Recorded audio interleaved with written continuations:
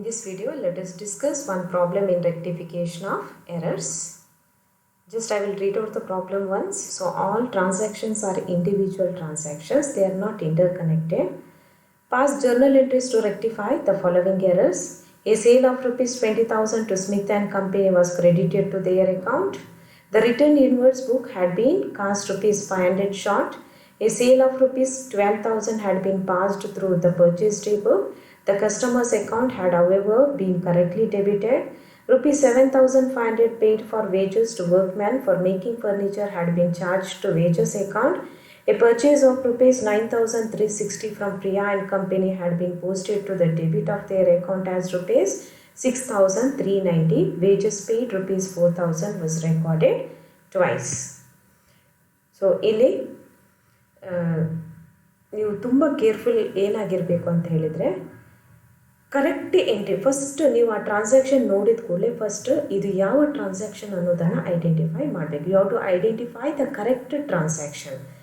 Next so you have to write the correct entry. ನೀವೊಂದು correct entry ಬರೀಬೇಕು.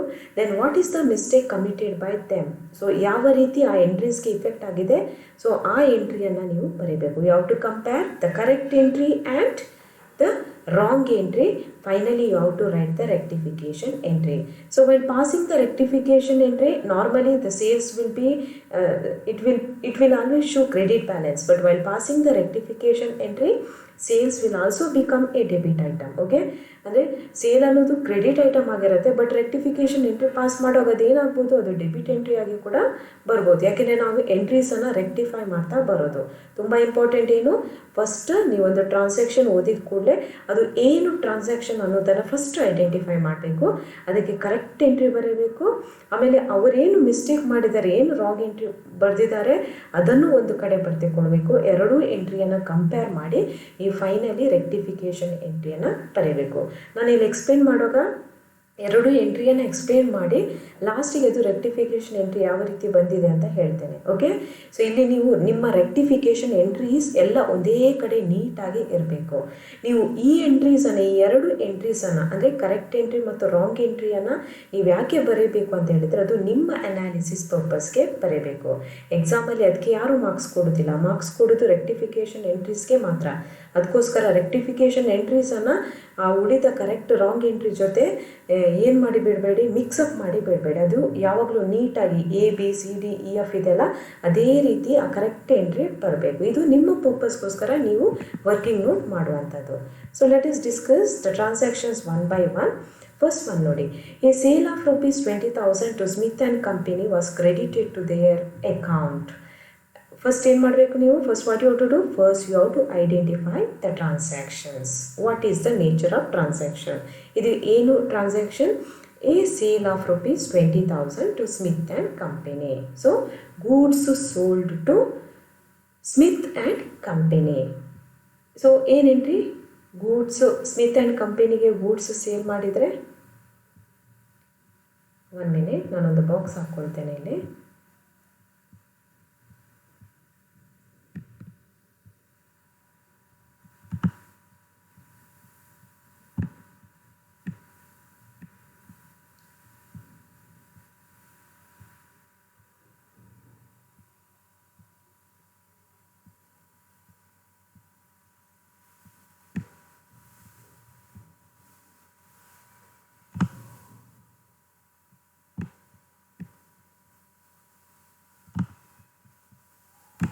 Okay.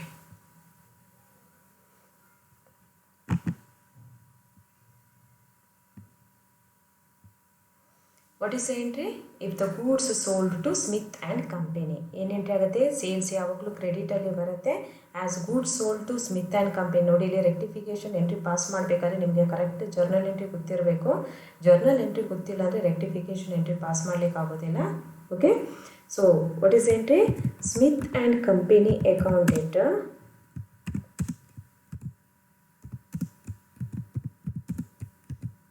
debtor to sales account. ಇದು correct entry, ಸರಿಯಾ? ಅವ್ರು ಏನು ಮಿಸ್ಟೇಕ್ ಮಾಡಿದ್ದಾರೆ, what is the mistake committed by them. ನೋಡಿ, ಆ ಟ್ರಾನ್ಸಾಕ್ಷನ್ ನೋಡಿ, was credited to their account. ಆ ಅದನ್ನು ಏನು ಮಾಡಿದ್ದಾರೆ, ಸ್ಮಿತ್ ಆ್ಯಂಡ್ ಕಂಪನಿ ಅಕೌಂಟಿಗೆ ಡೆಬಿಟ್ ಕೊಡುವ ಬದಲು ಸ್ಮಿತ್ ಆ್ಯಂಡ್ ಕಂಪನಿಗೆ ಹೋಗಿ ಕ್ರೆಡಿಟ್ ಕೊಟ್ಟಿದ್ದಾರೆ. ಟು ಸ್ಮಿತ್ ಆ್ಯಂಡ್ ಕಂಪನಿ ಅಂತ ಕೊಟ್ಟಿದ್ದಾರೆ. ಅರ್ಥ ಆಯ್ತಾ? ಇದು ಪೋಸ್ಟಿಂಗ್ ಎರರ್ ಆಗಿದೆ, ಅರ್ಥ ಮಾಡ್ಕೊಳ್ಳಿ. ಇದು ಜರ್ನಲ್ ಎಂಟ್ರಿ ಪಾಸ್ ಮಾಡುವಾಗ ಆದ ಎರರ್ ಅಲ್ಲ. ಜರ್ನಲ್ ಎಂಟ್ರಿ ಎಲ್ಲಿ ಬರ್ತಿದ್ದಾರೆ, ಸೇಲ್ಸ್ ಸಬ್ಸಿಡಿಯರಿ ಬುಕ್ಕಲ್ಲಿ ಬರ್ತಿದ್ದಾರೆ. ಬಟ್ ಅಲ್ಲಿ ಸಬ್ಸಿಡಿಯರಿ ಬುಕ್ಕಿಂದ ಪೋಸ್ಟ್ ಮಾಡುವಾಗ ಸ್ಮಿತ್ ಆ್ಯಂಡ್ ಕಂಪನಿಗೆ ಡೆಬಿಟ್ ಕೊಡುವ ಬದಲು ಸ್ಮಿತ್ ಆ್ಯಂಡ್ ಕಂಪನಿಗೆ ಹೋಗಿ ಕ್ರೆಡಿಟ್ ಕೊಟ್ಟಿದ್ದಾರೆ. ನಮ್ಮ ಅಸಂಪ್ಷನ್ ಏನಿಲ್ಲಿ, ಸೇಲ್ಸ್ ಅಕೌಂಟಲ್ಲಿ ಕರೆಕ್ಟಾಗಿ ರೆಕಾರ್ಡ್ ಮಾಡಿದ್ದಾರೆ. ಸೇಲ್ಸ್ ಅಕೌಂಟಲ್ಲಿ ಹೋಗಿ ಕರೆಕ್ಟಾಗಿ ಕ್ರೆಡಿಟ್ ಅಂತ ಎಂಟ್ರಿ ಮಾಡಿದ್ದಾರೆ. ಸ್ಮಿತ್ ಆ್ಯಂಡ್ ಕಂಪನಿಗೆ ಇಲ್ಲಿ ಸಬ್ಸಿಡಿಯರಿ ಬುಕ್ಕಿಂದ ಹೋಗಿ ಅದರ ಅಕೌಂಟಿಗೆ ಟ್ರಾನ್ಸ್ಫರ್ ಮಾಡುವಾಗ ಅವರಿಗೆ ಡೆಬಿಟ್ ಕೊಡುವ ಬದಲು ಕ್ರೆಡಿಟ್ ಕೊಟ್ಟಿದ್ದಾರೆ. ಈಗ ನಾವು ಇದನ್ನು ಯಾವ ರೀತಿ ರೆಕ್ಟಿಫೈ ಮಾಡ್ಬೋದು? ಇಲ್ಲಿ ಎಷ್ಟು 20,000 ಅಲ್ವಾ, 20,000, ಇದು 20,000. ಸೊ ಇದರಲ್ಲಿ ಯಾವುದೇ ಚೇಂಜಸ್ ಇಲ್ಲ. ಸೊ ಇಲ್ಲಿ ಹೋಗಿ ರಾಂಗ್ ಆಗಿ ಕ್ರೆಡಿಟ್ ಕೊಟ್ಟಿದ್ದಾರೆ 20,000. ಈಗ ಯಾವ ರೀತಿ ರೆಕ್ಟಿಫೈ ಮಾಡ್ತೀರಿ ನೋಡಿ. ಸೇಲ್ಸ್ ಅಕೌಂಟಿಗೂ ಏನು ಸಂಬಂಧ ಇಲ್ಲ, ಯಾಕೆಂದರೆ ಸೇಲ್ಸ್ ಅಕೌಂಟ್ ನಮ್ಮ ಅಸಂಪ್ಷನ್ ಏನು ಅದು ಕರೆಕ್ಟಾಗಿ ರೆಕಾರ್ಡ್ ಆಗಿದೆ. ಕರೆಕ್ಟ್ ಎಂಟ್ರಿ ಫಸ್ಟ್ ನೀವು ಬರೀಬೇಕು. First Smith and company account debit ಕೊಟ್ಟಿದ್ದಾರಾ ನೋಡಬೇಕು. ಸೊ ಇಲ್ಲಿ ಡೆಬಿಟ್ ಕೊಟ್ಟಿದ್ದಾರಾ ಸ್ಮಿತ್ ಆ್ಯಂಡ್ ಕಂಪನಿಗೆ, ಸ್ಮಿತ್ ಆ್ಯಂಡ್ ಕಂಪನಿಗೆ ಡೆಬಿಟ್ ಕೊಟ್ಟಿಲ್ಲ. ನಾವೇನು ಮಾಡಬೇಕು, ಸ್ಮಿತ್ ಆ್ಯಂಡ್ ಕಂಪನಿಗೆ ಡೆಬಿಟ್ ಕೊಡಬೇಕು. ಇಷ್ಟು 20,000 ಕೊಡಬೇಕು. ಸೇಲ್ಸ್ ಅಕೌಂಟ್ ನಾನು ಆಲ್ರೆಡಿ ಹೇಳಿದ್ದೇನೆ, ಸೇಲ್ಸ್ ಅಕೌಂಟ್ ಕರೆಕ್ಟಾಗಿ ರೆಕಾರ್ಡ್ ಆಗಿದೆ, ಅದರದ್ದು ಯಾವುದೇ ಪ್ರಾಬ್ಲಮ್ ಇಲ್ಲ. ರಾಂಗ್ ಎಂಟ್ರಿಗೆ ಬನ್ನಿ. ರಾಂಗ್ ಎಂಟ್ರಿಯಲ್ಲಿ ಸ್ಮಿತ್ ಆ್ಯಂಡ್ ಕಂಪನಿಗೆ ಬೈ ಮಿಸ್ಟೇಕ್ ಕ್ರೆಡಿಟ್ ಕೊಟ್ಟಿದ್ದಾರೆ. ಈಗ ಕ್ರೆಡಿಟ್ ಕೊಟ್ಟದನ್ನು ನಾವೇನು ಮಾಡಬೇಕು, ಕ್ಯಾನ್ಸಲ್ ಮಾಡಬೇಕು. ಕ್ಯಾನ್ಸಲ್ ಮಾಡೋದನ್ನು ಅಲ್ಲಿ ಸ್ಟ್ರೈಕ್ಔಟ್ ಮಾಡಿ ಬಿಡಲಿಕ್ಕಾಗೋದಿಲ್ಲ. ಕ್ರೆಡಿಟನ್ನು ಕ್ಯಾನ್ಸಲ್ ಮಾಡುವಾಗ ಅದು ಕ್ರೆಡಿಟ್ ಏನಾಗುತ್ತೆ, ಡೆಬಿಟ್ ಬ್ಯಾಲೆನ್ಸ್ ಆಗುತ್ತೆ. ಅದೇ ಡೆಬಿಟನ್ನು ನೀವು ಕ್ಯಾನ್ಸಲ್ ಮಾಡಬೇಕಾದ್ರೆ ಆಗ ಅದು ಕ್ರೆಡಿಟ್ ಬ್ಯಾಲೆನ್ಸ್ ಆಗುತ್ತೆ. ಈಗ ನಾವು ಸ್ಮಿತ್ ಆ್ಯಂಡ್ ಕಂಪನಿಗೆ ಏನು ಮಾಡಬೇಕು, ಇದನ್ನು ಕ್ಯಾನ್ಸಲ್ ಮಾಡಬೇಕಾದ್ರೆ ನಾವು ಅದಕ್ಕೆ ಡೆಬಿಟ್ ಕೊಡಬೇಕು. ಆಲ್ರೆಡಿ ಒಮ್ಮೆ ಡೆಬಿಟ್ ಕೊಡಬೇಕಿತ್ತು, ನಾವು ಕೊಟ್ಟಿಲ್ಲ, ಅದನ್ನು ಒಮ್ಮೆ ಕೊಡ್ತೇವೆ. ಇಲ್ಲಿ ತಪ್ಪಾಗಿ ಕ್ರೆಡಿಟ್ ಕೊಟ್ಟದನ್ನು ನಾವು ಕ್ಯಾನ್ಸಲ್ ಮಾಡೋಕೆ ಅದು ಪುನಃ ಡೆಬಿಟ್ ಆಗುತ್ತೆ. ಸೊ ನಮ್ಮ ರೆಕ್ಟಿಫಿಕೇಷನ್ ಎಂಟ್ರಿ ಏನಾಗುತ್ತೆ, Smith and company account debit 20,000 ಅಲ್ಲ 40,000 ಆಗುತ್ತೆ. ಒಂದು ನಾವು 20,000 ಕೊಡಬೇಕಾದದ್ದು ಅದು ಕೊಟ್ಟಿಲ್ಲ, ಈಗ ಕೊಡ್ತಾ ಇದ್ದೇವೆ. ಇನ್ನೊಂದು ರಾಂಗ್ ಆಗಿ 20,000 ಕ್ರೆಡಿಟ್ ಕೊಟ್ಟಿದ್ದಾರೆ, ಅದನ್ನು ಕ್ಯಾನ್ಸಲ್ ಮಾಡುವಾಗ ಅದು ಮತ್ತೆ ಪುನಃ ಡೆಬಿಟ್ ಆಗುತ್ತೆ. ಇಲ್ಲಿ ಟು ಸೇಲ್ಸ್ ಅಕೌಂಟ್ ಅದು ಕರೆಕ್ಟಾಗಿ ರೆಕಾರ್ಡ್ ಆಗಿದೆ ಅಂತ ನಾವು ಅಸ್ಯೂಮ್ ಮಾಡುವ ಕಾರಣ ಸೊ ಅದರಲ್ಲಿ ಯಾವುದೇ ರೀತಿಯ ಕಾಂಪ್ಲಿಕೇಶನ್ ಇಲ್ಲ, ಅದು ಎಲ್ಲಿ ಕೂಡ ಬರೋದಿಲ್ಲ. ಜಸ್ಟ್ ರೆಕ್ಟಿಫಿಕೇಷನ್ ಎಂಟ್ರಿ ಏನಾಗುತ್ತೆ ನೋಡಿ, Smith and company account enter to suspense account 40,000, 20,000 ಅಲ್ಲ 40,000. 20,000 ರೆಕಾರ್ಡ್ ಮಾಡಲಿಕ್ಕಿತ್ತದು, ಇನ್ನೊಂದು 20,000 ರಾಂಗ್ ಕ್ರೆಡಿಟ್ ಕೊಟ್ಟದು, ಅದನ್ನು ಡೆಬಿಟ್ ಮಾಡುವಾಗ 20 + 20,000 40,000 Smith and company debit balance ಆಗುತ್ತೆ. Hope you all understood. Okay, so ಇದು ರೆಕ್ಟಿಫಿಕೇಷನ್ ಎಂಟ್ರಿ. ಸೊ ಈ ರೆಕ್ಟಿಫಿಕೇಷನ್ ಎಂಟ್ರಿ ಪಾಸ್ ಮಾಡಬೇಕಾದ್ರೆ ನಿಮಗೆ ಇದು ಎರಡೂ ಗೊತ್ತಿರಬೇಕು. ಕರೆಕ್ಟ್ ಎಂಟ್ರಿ ಗೊತ್ತಿರಬೇಕು, ಅವರು ಏನು ಮಿಸ್ಟೇಕ್ ಮಾಡಿದ್ದಾರೆ ಆ ಎಂಟ್ರಿ ಕೂಡ ಗೊತ್ತಿರಬೇಕು. ಸರಿಯಾ?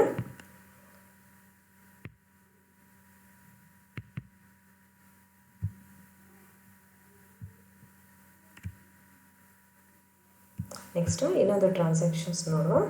ಸೆಕೆಂಡ್ ಟ್ರಾನ್ಸಾಕ್ಷನ್ ನೋಡಿ. Second transaction, the return inwards book has been cast ₹500 short.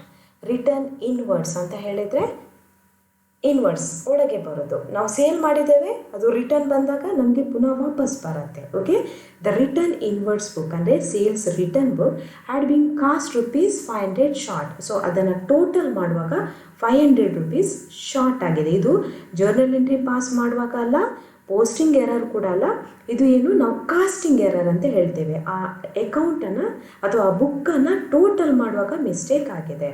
The return inwards ಅಂದರೆ ಸೇಲ್ಸ್ ರಿಟರ್ನ್ಸ್ ಬುಕ್ಕಲ್ಲಿ ₹500 ಕಮ್ಮಿ ತೋರಿಸ್ತಾ ಇದೆ. ನನಗೆ ಹೇಳಬೇಕು ನೀವು, ರಿಟರ್ನ್ಸ್ ಬುಕ್ ಅದು ಡೆಬಿಟ್ ಬ್ಯಾಲೆನ್ಸಾ ಕ್ರೆಡಿಟ್ ಬ್ಯಾಲೆನ್ಸಾ?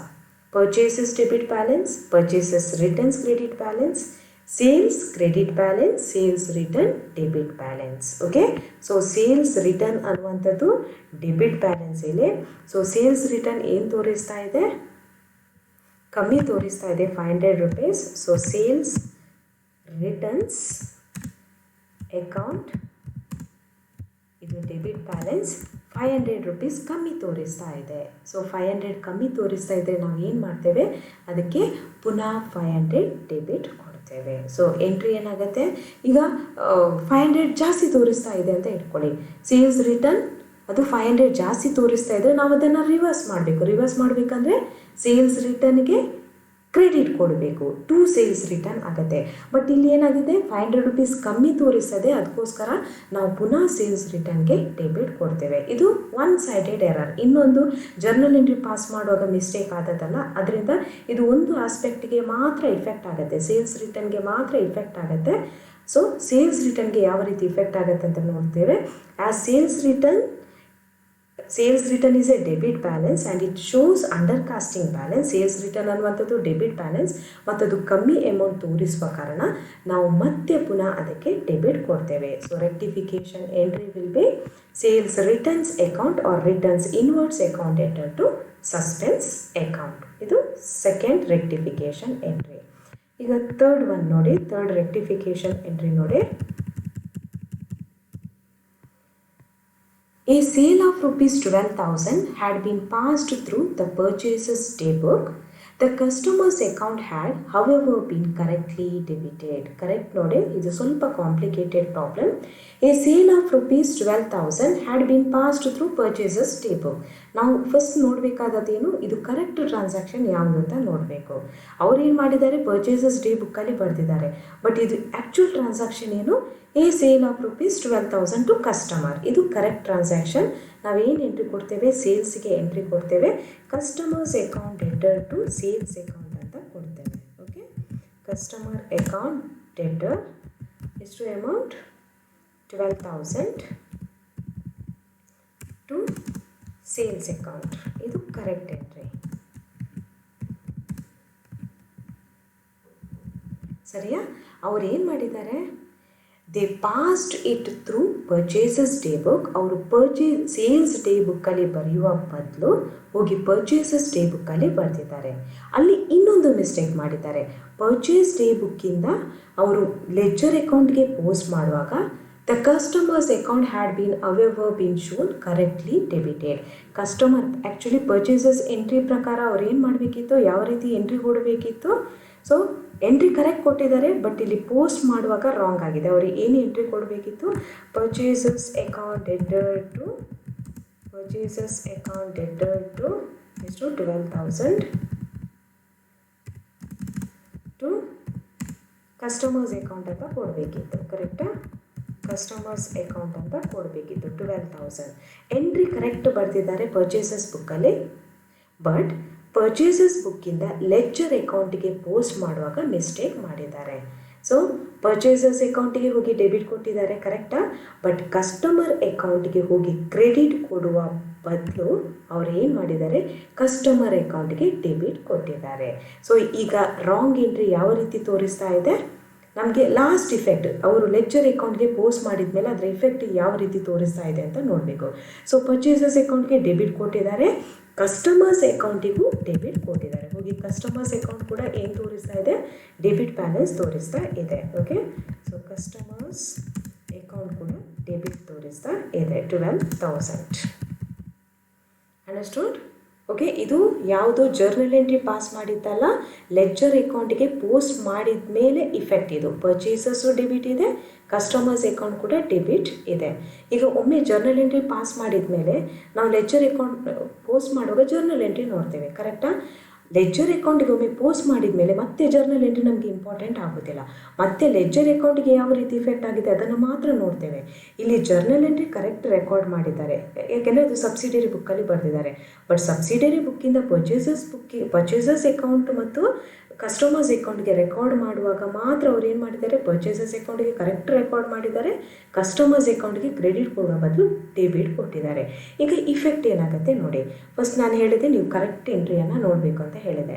ಸೊ ಕರೆಕ್ಟ್ ಎಂಟ್ರಿ ನೋಡಿ, ಕರೆಕ್ಟ್ ಎಂಟ್ರಿ ಪ್ರಕಾರ ಕಸ್ಟಮರ್ಸ್ ಅಕೌಂಟ್ ಡೆಬಿಟ್ 12,000 ತೋರಿಸಬೇಕಿತ್ತು, ಕರೆಕ್ಟಾ? ಇಲ್ಲಿ ರಾಂಗ್ ಎಂಟ್ರಿ ನೋಡಿ, ಕಸ್ಟಮರ್ಸ್ ಅಕೌಂಟ್ ಡೆಬಿಟ್ ತೋರಿಸ್ತಾ ಇದೆಯಾ?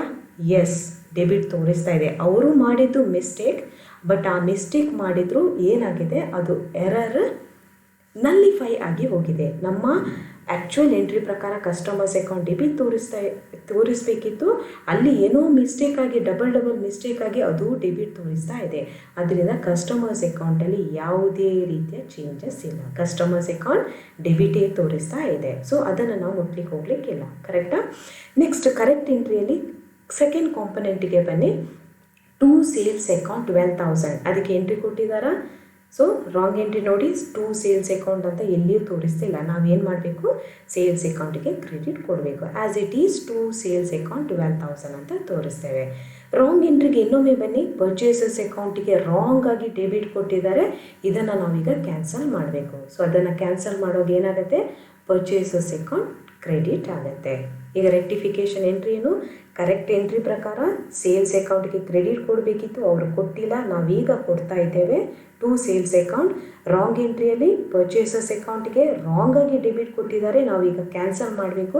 ಏನಾಗುತ್ತೆ, ಅದು ಪರ್ಚೇಸಸ್ ಕೂಡ ಕ್ರೆಡಿಟ್ ಆಗುತ್ತೆ. So to sales to purchase debit ಯಾವುದಕ್ಕೆ ಕೊಡ್ತೇವೆ, ಸಸ್ಪೆನ್ಸ್ ಅಕೌಂಟ್ಗೆ ಕೊಡ್ತೇವೆ. ಇಲ್ಲಿ ಥರ್ಡ್ ಎಂಟ್ರಿ ನೋಡಿ, ಸಸ್ಪೆನ್ಸ್ ಅಕೌಂಟ್ ಇಟ್ಟ to sales account to purchases account. ಇಲ್ಲಿ ಕಸ್ಟಮರ್ಸ್ ಅಕೌಂಟ್ ಬರೋದಿಲ್ಲ, ಕಸ್ಟಮರ್ಸ್ ಅಕೌಂಟ್ ಡೆಬಿಟ್ ತೋರಿಸ್ಬೇಕಿತ್ತು, ರಾಂಗ್ ಆಗಿ ಅಲ್ಲಿ ಕೂಡ ಡೆಬಿಟೇ ತೋರಿಸ್ತಾ ಇದೆ. ಅದರಿಂದ there is no any effect to customers account. Sales ಅಕೌಂಟ್ಗೆ ಕ್ರೆಡಿಟ್ ಕೊಡಬೇಕಿತ್ತು, ನಾವೀಗ ಕೊಡ್ತಾ ಇದ್ದೇವೆ. ಪರ್ಚೇಸಸ್ ಅಕೌಂಟ್ಗೆ ಅವರು ರಾಂಗ್ ಆಗಿ ಡೆಬಿಟ್ ಕೊಟ್ಟಿದ್ದಾರೆ, ಅದನ್ನು ನಾವು ಕ್ಯಾನ್ಸಲ್ ಮಾಡೋಕ್ಕದು ಕ್ರೆಡಿಟ್ ಆಗಿದೆ. ಸೊ ಸಸ್ಪೆನ್ಸ್ ಅಕೌಂಟ್ ಇಟ್ಟು to sales account to purchases account. So this is the rectification entry. Next, we will look into the fourth transaction.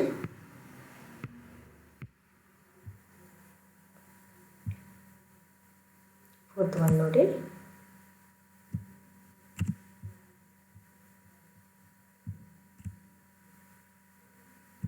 Okay. D1. Rupees 7,500 paid for wages to workman for making furniture had been charged to wages account. ನಾನು ನಿಮಗೆ types of errors explain ಮಾಡೋಕೆ ಹೇಳಿದ್ದೇನೆ. ಒಂದು error of principal ಇದೆ ಅಂತೇಳಿ. So error of principal ಅಂತ ಹೇಳಿದರೆ, if any entry if it is recorded against the principles of accounting, if the revenue expenditure if it is shown as capital expenditure and if the capital expenditure is shown as revenue expenditure. So ಇದು ಕೂಡ ಹಾಗೆ ಆಗಿದೆ. Actually wages ಕೊಟ್ಟಿದ್ದಾರೆ, correct, ಕೊಟ್ಟದ್ದು ವೇಜಸ್ಸೇ. ಎಷ್ಟು? 7,500. But ಯಾವ ಪರ್ಪಸ್ಗೆ wages ಕೊಟ್ಟಿದ್ದಾರೆ? It is given for making furniture ಮಾಡೋದಕ್ಕೆ ವೇಜಸ್ ಕೊಟ್ಟಿದ್ದಾರೆ. ಈಗ ಯಾವುದಾದ್ರೂ ಫಿಕ್ಸೆಡ್ ಅಸೆಟ್ಸ್ ಮಾಡೋದಕ್ಕೆ ವೇಜಸ್ ಕೊಟ್ಟರೆ ನಾವು ವೇಜಸ್ ಅಕೌಂಟ್ಗೆ ಡೆಬಿಟ್ ಕೊಡೋದಿಲ್ಲ, ನಾವು ಫರ್ನಿಚರ್ ಅಕೌಂಟಿಗೆ ಡೆಬಿಟ್ ಕೊಡ್ತೇವೆ. ಹಾಗೆ ಏನು ಎಂಟ್ರಿ ಆಗುತ್ತೆ ಅಂತ ಹೇಳಿದರೆ, furniture account debtor to cash account ಆಗುತ್ತೆ, wages account debit to cash account ಆಗೋದಿಲ್ಲ. ನೆನಪಲ್ಲಿ ಇಟ್ಕೊಳ್ಳಿ, if generally wages given for the work done by the workers, ಆಗ wages account debtor to cash account. But if the wages is given for specific purpose, especially for making any of the furniture, ಏನಾದರೂ furniture ಮಾಡಲಿಕ್ಕೆ ಅವರಿಗೆ wages ಕೊಟ್ಟರೆ ನಾವಾಗ furniture ಅಕೌಂಟ್ಗೆ debit ಮಾಡ್ತೀವಿ. So for example, ನಿಮ್ಮ ಮನೇಲಿ ಏನೋ ಒಂದು ಫರ್ನಿಚರ್ ಮಾಡ್ತಾ ಇದ್ದಾರೆ, ಒಂದು ವುಡನ್ ಒಂದು ಚೇರ್ ಮಾಡ್ತಾ ಇದ್ದಾರೆ ಅಂತ ತಿಳ್ಕೊಳ್ಳಿ. ಸೊ ಆ ಚೇರಿಗೆ ಎಲ್ಲ ಎಕ್ವಿಪ್ಮೆಂಟ್ಸ್ ಎಲ್ಲವನ್ನು ಹಾಕ್ತೀರಿ. ಹಾಕಿದ ಮೇಲೆ ಆ ಎಕ್ವಿಪ್ಮೆಂಟ್ಸ್ ಮಾಡಲಿಕ್ಕೆ ಎಕ್ವಿಪ್ಮೆಂಟ್ಸಿಗೆ ಒಂದು 5,000 ಖರ್ಚಾಗಿದೆ ಅಂತ ಇಟ್ಕೊಳ್ಳಿ. ಆ ಒಂದು ಚೇರ್ ಮಾಡಲಿಕ್ಕೆ ನೀವು ಒಬ್ಬ ವರ್ಕರಿಗೆ ಏನು ಮಾಡಿದ್ದೀರಿ, 3,000 ರೂಪೀಸ್ ಕೊಟ್ಟಿದ್ದೀರಿ. ಈಗ ಯಾರಾದರೂ ಬಂದು ಕೇಳಿದರೆ ಆ ಚೇರಿಗೆ ಎಷ್ಟಾಗಿದೆ, ಎಷ್ಟು ಖರ್ಚಾಗಿದೆ ಅಂತ ಹೇಳಿದರೆ, ನೀವು 5,000 ಹೇಳ್ತೀರಾ, 3,000 ಹೇಳ್ತೀರಾ, 8,000 ಹೇಳ್ತೀರಾ? ಸೊ ನೀವೆಷ್ಟು ಹೇಳ್ತೀರಿ? 8,000 ಹೇಳ್ತೀರಿ. ಏನು ವೇಜಸ್ ಕೊಟ್ಟಿದ್ದೀರಿ ಅದನ್ನು ಮೆಟೀರಿಯಲ್ಸ್ಗೆ ಒಟ್ಟಿಗೆ ಸೇರಿಸಿ ನೀವು ಹೇಳ್ತೀರಾ. ಅಂದರೆ ವೇಜಸ್ ಕೊಟ್ಟದನ್ನು ನೀವು ಸಪ್ರೇಟಾಗಿ ತೆಕ್ಕೊಳ್ಳೋದಿಲ್ಲ, ವೇಜಸ್ ಕೊಟ್ಟದನ್ನು ನೀವು ಫರ್ನಿಚರ್ಗೆ ಆ್ಯಡ್ ಮಾಡ್ತೀರಿ. ಅರ್ಥ ಆಯ್ತಾ? ಸೊ ಯಾವುದೇ ಅಸೆಟಿಗೆ ನಾವು ಏನಾದರೂ ಎಕ್ಸ್ಪೆನ್ಸ್ ಮಾಡಿದರೆ ಆಗ ಅಸೆಟ್ ಅಕೌಂಟ್ಗೆ ಡೆಬಿಟ್ ಕೊಡ್ತೀವಿ ಹೊರತು ವೇಜಸ್ಗೆ ಡೆಬಿಟ್ ಕೊಡೋದಿಲ್ಲ. ಸೊ ಇಲ್ಲಿಯ ಪ್ರಕಾರ ಕರೆಕ್ಟ್ ಎಂಟ್ರಿ ಏನು? Rupees 7,500 paid for wages to workman for making furniture ಅಂತ ಹೇಳಿದರೆ ಎಂಟ್ರಿ ಏನಾಗುತ್ತೆ? What is the entry? Furniture account debtor to cash account. So furniture account debit to cash account. ಇದು correct entry, ಸರಿಯಾ? But ಅವರು ಏನು ಮಾಡಿದ್ದಾರೆ, ಅವರು ಅದನ್ನು ವೇಜಸ್ ಅಂತ ಕನ್ಸಿಡರ್ ಮಾಡಿದ್ದಾರೆ. ಸೊ ವೇಜಸ್ ಅಂತ ಕನ್ಸಿಡರ್ ಮಾಡಿ ಏನು ಎಂಟ್ರಿ ಕೊಟ್ಟಿದ್ದಾರೆ? Wages account debtor to cash account ಅಂತ ಕೊಟ್ಟಿದ್ದಾರೆ. ಓಕೆ, ಇಲ್ಲಿ ಕರೆಕ್ಟ್ ಎಂಟ್ರಿ ಮತ್ತು ರಾಂಗ್ ಎಂಟ್ರಿ ಅನಲೈಸ್ ಮಾಡಿ ಏನಾದರೂ ಯೂನಿಫಾರ್ಮಿಟಿ ಇದೆಯಾ? ಟು ಕ್ಯಾಶ್ ಅಲ್ಲಿ ಕ್ಯಾನ್ಸಲ್ ಆಗಿ ಹೋಯಿತು ಅಂದರೆ ಕ್ಯಾಶನ್ನು ಕರೆಕ್ಟಾಗಿ ರೆಕಾರ್ಡ್ ಮಾಡಿದ್ದಾರೆ ಅಂತ ಅರ್ಥ. ನಾವು ಅದನ್ನು ಪುನಃ ರೆಕ್ಟಿಫೈ ಮಾಡುವ ಅಗತ್ಯ ಇಲ್ಲ. ಕ್ಯಾಶಿಗೆ ಕ್ರೆಡಿಟ್ ಕೊಡಬೇಕಿತ್ತು, ಎರಡರಲ್ಲೂ ಕ್ರೆಡಿಟ್ ಕೊಟ್ಟಿದ್ದಾರೆ. ಈಗ ಎರಡರಲ್ಲೂ ಕ್ರೆಡಿಟ್ ತೋರಿಸ್ತಾ ಉಂಟು. ಫರ್ನಿಚರ್ ಅಕೌಂಟ್ಗೆ ಡೆಬಿಟ್ ಕೊಡಬೇಕಿತ್ತು, ನಾವು ಡೆಬಿಟ್ ಕೊಟ್ಟಿಲ್ಲ. ರಾಂಗ್ ಎಂಟ್ರಿಯಲ್ಲಿ ಡೆಬಿಟ್ ಕೊಟ್ಟಿಲ್ಲ. ನಾವೀಗ ಏನು ಮಾಡಬೇಕು? ರೆಕ್ಟಿಫಿಕೇಷನ್ ಎಂಟ್ರಿ ಪಾಸ್ ಮಾಡುವಾಗ ಫರ್ನಿಚರ್ ಅಕೌಂಟ್ಗೆ ಡೆಬಿಟ್ ಕೊಡಬೇಕು. ರಾಂಗ್ ಎಂಟ್ರಿಗೆ ಬನ್ನಿ. ವೇಜಸ್ ಅಕೌಂಟ್ಗೆ ರಾಂಗ್ ಆಗಿ ಡೆಬಿಟ್ ಕೊಟ್ಟಿದ್ದಾರೆ. ಈಗ ನಾವು ಅದನ್ನು ಕ್ಯಾನ್ಸಲ್ ಮಾಡಬೇಕು. ಕ್ಯಾನ್ಸಲ್ ಮಾಡೋದಂದರೆ ಸ್ಟ್ರೈಕ್ಔಟ್ ಮಾಡಲಿಕ್ಕಾಗೋದಿಲ್ಲ. ನಾವು ಏನು ಮಾಡಬೇಕು? ಅದನ್ನು ಡೆಬಿಟ್ ಇದ್ದದನ್ನು ಕ್ರೆಡಿಟ್ ಮಾಡಬೇಕು. ಸೊ ಹಾಗೆ ಎಂಟ್ರಿ ಏನಾಗುತ್ತೆ? ಕರೆಕ್ಟ್ ಎಂಟ್ರಿ ಪ್ರಕಾರ ಫರ್ನಿಚರ್ ಅಕೌಂಟ್ಗೆ ಡೆಬಿಟ್ ಕೊಡಬೇಕಿತ್ತು, ನಾವು ಡೆಬಿಟ್ ಕೊಡ್ತೇವೆ. ಇಲ್ಲಿ ರಾಂಗ್ ಎಂಟ್ರಿಯಲ್ಲಿ ವೇಜಸ್ ಅಕೌಂಟ್ಗೆ ರಾಂಗ್ ಆಗಿ ಡೆಬಿಟ್ ಕೊಟ್ಟಿದ್ದಾರೆ, ಅದನ್ನು ಕ್ಯಾನ್ಸಲ್ ಮಾಡಬೇಕು. ಆಗುತ್ತೆ ಏನಾಗುತ್ತೆ? ಟು ವೇಜಸ್ ಅಕೌಂಟ್ ಆಗುತ್ತೆ. ಸೊ ರೆಕ್ಟಿಫೈಡ್ ಎಂಟ್ರಿ ಏನಾಗುತ್ತೆ? Furniture account debtor to wages account. ನೋಡಿ, furniture account debtor to wages account. ಫರ್ನಿಚರ್ಗೆ ಡೆಬಿಟ್ ಕೊಟ್ಟಿಲ್ಲ, ನಾವು ಕೊಟ್ಟಿದ್ದೇವೆ. ವೇಜಸ್ಗೆ ರಾಂಗ್ ಆಗಿ ಕ್ರೆಡಿಟ್ ಕೊಟ್ಟಿದ್ದಾರೆ, ರಾಂಗ್ ಆಗಿ ಡೆಬಿಟ್ ಕೊಟ್ಟಿದ್ದಾರೆ, ನಾವು ಅದನ್ನು ಕ್ಯಾನ್ಸಲ್ ಮಾಡಿದ್ದೇವೆ. ಕ್ಯಾನ್ಸಲ್ ಮಾಡೋದು ಕ್ರೆಡಿಟ್ ಆಗಿದೆ. ನೆಕ್ಸ್ಟ್ ಒನ್ ನೋಡಿ, ನೆಕ್ಸ್ಟ್ ಟ್ರಾನ್ಸಾಕ್ಷನ್ಸ್ ನೋಡಿ.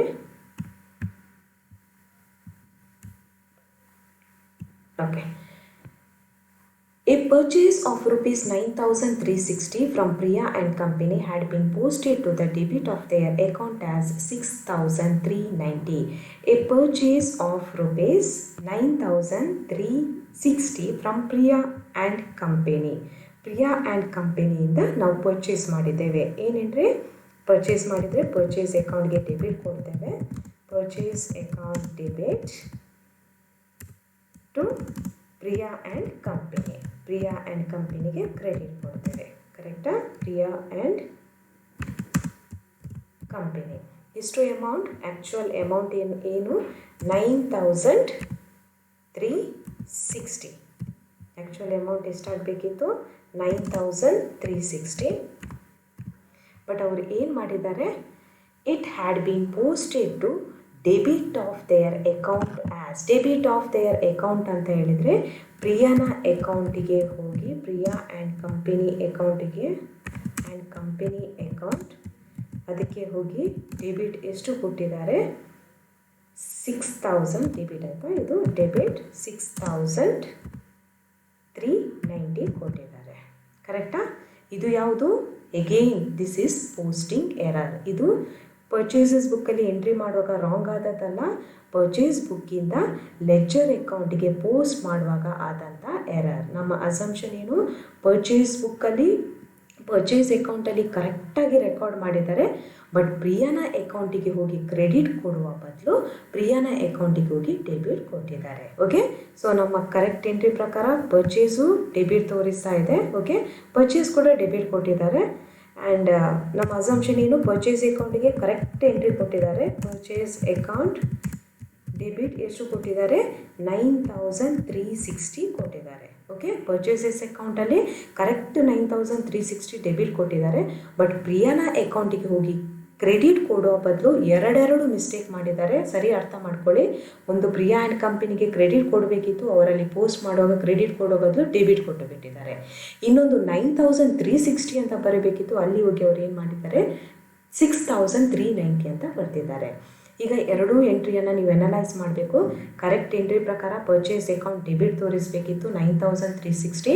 ಇಲ್ಲಿ ನೋಡಿ ಸೆಕೆಂಡ್ ಕಾಲಮ್ ನೋಡಿ, ಅಲ್ಲಿ ಪರ್ಚೇಸಸ್ಗೆ ಡೆಬಿಟ್ ಕೊಟ್ಟಿದ್ದಾರೆ. ಕರೆಕ್ಟ್ ಪರ್ಚೇಸಸ್ಗೆ ಡೆಬಿಟ್ ಕೊಟ್ಟಿದ್ದಾರೆ ಆ್ಯಂಡ್ 9,360 ಕೊಟ್ಟಿದ್ದಾರೆ. ಅದರಿಂದ ಪರ್ಚೇಸ್ ಅಕೌಂಟಲ್ಲಿ ಯಾವುದೇ ಚೇಂಜಸ್ ಇಲ್ಲ. ಓಕೆ, ನೆಕ್ಸ್ಟ್ ಕರೆಕ್ಟ್ ಎಂಟ್ರಿಯಲ್ಲಿ ಸೆಕೆಂಡ್ ಕಾಂಪೊನೆಂಟ್ ನೋಡಿ, to Priya and company 9,360 credit ಕೊಡಬೇಕಿತ್ತು, ಇಲ್ಲಿ ಕ್ರೆಡಿಟ್ ಕೊಟ್ಟಿದ್ದಾರೆ, ಇಲ್ಲಿ ಕ್ರೆಡಿಟ್ ಕೊಟ್ಟಿಲ್ಲ. ನಾವೇನು ಮಾಡ್ತೇವೆ? ಆ್ಯಸ್ ಇಟ್ ಈಸ್ ಕ್ರೆಡಿಟ್ ಕೊಡ್ತೇವೆ. To Priya and company 9,360. ಈಗ ರಾಂಗ್ ಎಂಟ್ರಿಗೆ ಬನ್ನಿ. Priya and company account wrong ಆಗಿ ಏನು ಮಾಡಿದ್ದಾರೆ? ಡೆಬಿಟ್ ಕೊಟ್ಟಿದ್ದಾರೆ. ಸೊ ಆ ಡೆಬಿಟ್ ಕೊಟ್ಟದನ್ನು ನಾವೀಗ ಕ್ಯಾನ್ಸಲ್ ಮಾಡೋದು ಏನಾಗುತ್ತೆ? ಅದು ಕ್ರೆಡಿಟ್ ಆಗುತ್ತೆ. Already once we have given credit to Priya and company, ಒಂದು ಸಾರಿ ನಾವು ರೆಕ್ಟಿಫಿಕೇಷನ್ ಎಂಟ್ರಿಯಲ್ಲಿ ಪ್ರಿಯಾ ಆ್ಯಂಡ್ ಕಂಪನಿಗೆ ಕ್ರೆಡಿಟ್ ಕೊಟ್ಟಿದ್ದೇವೆ. ಸೊ ಇಲ್ಲಿ ರೆಕ್ಟಿಫೈ ಮಾಡುವಾಗ ರಾಂಗ್ ಎಂಟ್ರಿಯಲ್ಲಿ ಪ್ರಿಯಾ ಆ್ಯಂಡ್ ಕಂಪನಿಗೆ ಡೆಬಿಟ್ ಕೊಟ್ಟಿದ್ದಾರೆ, ಅದನ್ನು ನಾವು ಕ್ಯಾನ್ಸಲ್ ಮಾಡೋದು, ಅದು ಒನ್ಸಿಗೆ ಕ್ರೆಡಿಟ್ ಆಗುತ್ತೆ. ಬಟ್ ಅಮೌಂಟ್ ಏನಾಗುತ್ತೆ ಇಲ್ಲಿ 9,360, ಇಲ್ಲಿ 6,390. ಆ ಎರಡನ್ನು ಆ್ಯಡ್ ಮಾಡಿ ನಾವು ಎಂಟ್ರಿ ಪಾಸ್ ಮಾಡಬೇಕು. Priya and company account enter to suspense account. Suspense account enter to Priya and company account. ಇಲ್ಲಿ ನೋಡಿ, ಕರೆಕ್ಟ್ ಎಂಟ್ರಿ ಪ್ರಕಾರ ಪ್ರಿಯಾ ಆ್ಯಂಡ್ ಕಂಪನಿಗೆ ಕ್ರೆಡಿಟ್ ಕೊಡಬೇಕಿತ್ತು, ನಾವು ಕ್ರೆಡಿಟ್ ಕೊಡ್ತೇವೆ. ಇಲ್ಲಿ ರಾಂಗ್ ಎಂಟ್ರಿಯಲ್ಲಿ Priya and company account wrong ಆಗಿ ಡೆಬಿಟ್ ಆಗಿದೆ, ಅದಕ್ಕೆ ಕ್ರೆಡಿಟ್ ಕೊಡ್ತೇವೆ. So Priya and company account credit ತೋರಿಸಬೇಕು, debit suspense account enter to Priya and company account. Amount ನೋಡಿ ಕರೆಕ್ಟಾಗಿ ಇಲ್ಲಿದೆ, ಸ್ವಲ್ಪ ಅಲೈನ್ಮೆಂಟ್ ಮಿಸ್ಟೇಕ್ ಆಗಿದೆ. ಓಕೆ, ಒಂದು 9,360, ಇನ್ನೊಂದು 6,000 ಎಷ್ಟು 6,390. 9,360, 6,390. ಲಾಸ್ಟ್ ಒನ್ ನೋಡಿ,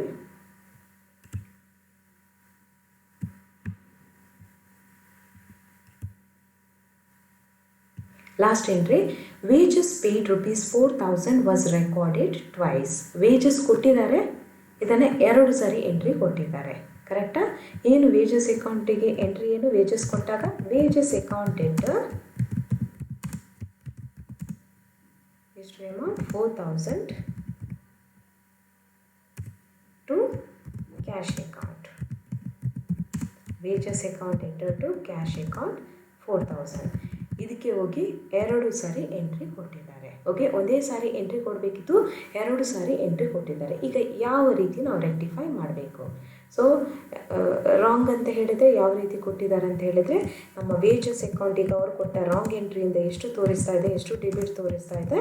4,000 ಪ್ಲಸ್ 4,000 8,000 ತೋರಿಸ್ತಾ ಇದೆ. ಕ್ಯಾಶ್ ಕೂಡ ಅಷ್ಟೇ, ಎಷ್ಟು ತೋರಿಸ್ತಾ ಇದೆ? ಟು ಕ್ಯಾಶ್ ಅಕೌಂಟ್ 4,000 ಪ್ಲಸ್ 4,000 8,000 ತೋರಿಸ್ತಾ ಇದೆ. ಓಕೆ, ಇದು ಕರೆಕ್ಟ್ ಎಂಟ್ರಿ, ಇದು ರಾಂಗ್ ಎಂಟ್ರಿ.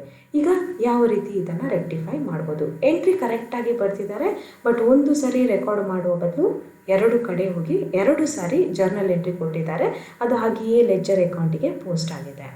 ಈಗ ವೇಜಸ್ ಅಕೌಂಟ್ 4,000 ತೋರಿಸಬೇಕಿತ್ತು, ಇಲ್ಲಿ ರಾಂಗಲ್ಲಿ ಎಷ್ಟು ತೋರಿಸ್ತಾ ಇದೆ? 8,000 ತೋರಿಸ್ತಾ ಇದೆ. ಅಂದರೆ wages account under casting over casting balance ತೋರಿಸ್ತಾ ಇದೆಯಾ? ಓವರ್ ಕಾಸ್ಟಿಂಗ್ ಅಂದರೆ ಜಾಸ್ತಿ ತೋರಿಸ್ತಾ ಇದೆ. ವೇಜಸ್ ಅಕೌಂಟ್ 4,000 ಬದಲು 8,000 ತೋರಿಸ್ತಾ ಇದೆ ಅಂತ ಹೇಳಿದರೆ ಅದು ಜಾಸ್ತಿ ತೋರಿಸ್ತಾ ಇದೆ. ಜಾಸ್ತಿ ತೋರಿಸಿದರೆ ನಾವು ಏನು ಮಾಡಬೇಕು? ವೇಜಸ್ ಇಲ್ಲಿ ಡೆಬಿಟ್ ಬ್ಯಾಲೆನ್ಸ್, ಅದನ್ನು ಕಮ್ಮಿ ಮಾಡಬೇಕಾದ್ರೆ ನಾವು ಅದಕ್ಕೆ ಕ್ರೆಡಿಟ್ ಕೊಡಬೇಕು. ಟು ವೇಜಸ್ ಅಕೌಂಟ್ ಅಂತ ಕೊಡಬೇಕು. ಎಷ್ಟು ಕೊಡಬೇಕು? 4,000 ಮಾತ್ರ, ಯಾಕೆಂದರೆ 4,000 ಆ್ಯಕ್ಚುಯಲ್ ಅದು ಡೆಬಿಟ್, ಇನ್ನು 4,000 ಅದು ಎಕ್ಸ್ಟ್ರಾ ಕೊಟ್ಟದ್ದು, ಅದನ್ನು ಕ್ರೆಡಿಟ್ ಮಾಡಬೇಕು. ಇಲ್ಲಿ ಟು ಕ್ಯಾಶ್ ಅಕೌಂಟ್ 4,000 ಕ್ರೆಡಿಟ್ ಕೊಡಬೇಕಿತ್ತು, ನಾವು ಹೋಗಿ 8,000 ಕ್ರೆಡಿಟ್ ಕೊಟ್ಟಿದ್ದೇವೆ.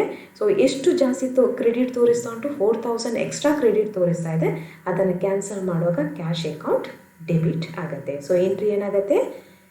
ರಿವರ್ಸ್ ಆಗುತ್ತೆ. Cash account debit to wages account. Correct entry ನೋಡಿ,